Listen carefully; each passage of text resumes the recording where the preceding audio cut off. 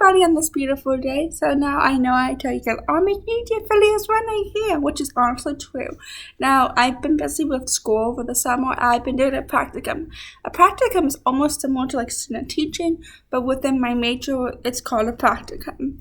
But talking about school is that I'm actually about to graduate in December, so that's the exciting news with me. So whoop whoop whoop, that's the kicker with all of this.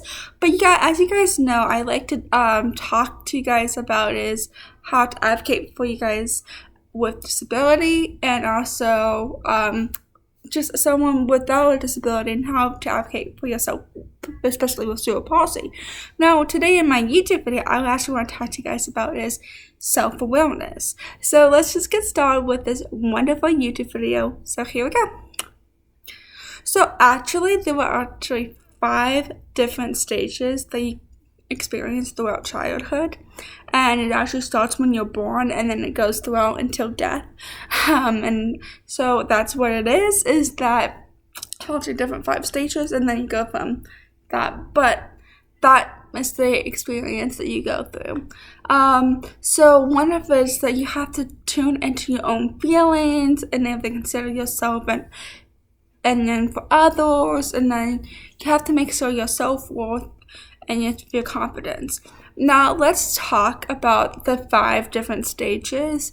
In my opinion, are the most important. So like you have to like self-reflect. For example, so like let's say I got a bad grade on something. Like for example, a bad grade on a test. You can self-reflect and understand why did you get a bad grade, or understand why did this happen. So personally for me, this happens for me often because I always would have a fight sometimes growing up with my family. So what this means is that I always fight, and then like I would back away, and then I would figure out, and I have to process things, and then figure out why and what happened, and then understand everything. So this will help you 100% what we did and what happened and everything else. So number 2 is the strengths and weaknesses. So personally, I have some strengths, and my brother has some strengths of his own. So for example, I like photography, and he's not really good at photography, but also he's really good at math, and I'm really bad at math. But those are just some strengths and weaknesses that we both have. But that doesn't mean the same thing. So, for example, like in college, is that I needed to find a math tutor. So you have to figure out what are your things that you're good at, and what are things that you are bad at. Well, not bad at, but things that your weaknesses are. So then that you can ask for help, and ask that you need this to be done, and also this needs to happen, and ask for some help to achieve to that person or that goal to be better at that. So another one, number 3, is manage our emotions.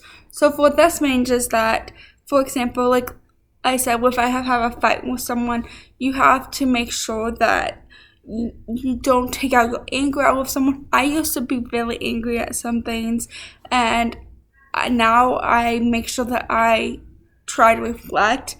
Like that's the same thing as number 1, to reflect our emotions, reflect what's going on. But you have to make sure that you take notice of what's going on within your emotions, and if you're angry, make sure that you don't start a fight with something or fight with someone, because then you might have tension. Like for example, if you have if you decide to like have a fight with a friend because they did something, it might not be a good idea to like go and confront them about whatever it may be.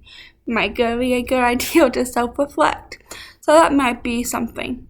And number 4 is actually consider others. So for example, it's like we talk about in my channel is to consider others and what they do and what they like to do. So I like to make sure that we make sure that others are responsive, and others are included. So remember to consider others and make sure they are making sure that they are included in every single situation.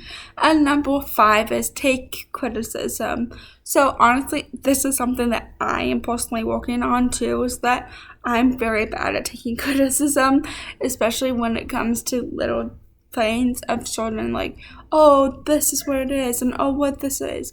But I think it also depends on the situation too, what it is.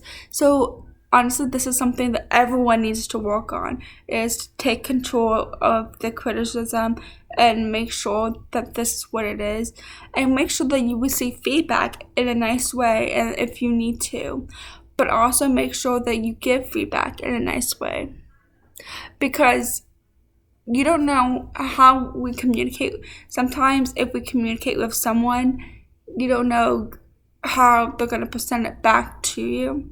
Whatever it is, an ongoing circle. Anyway, these are all my little things that I have for today's YouTube video.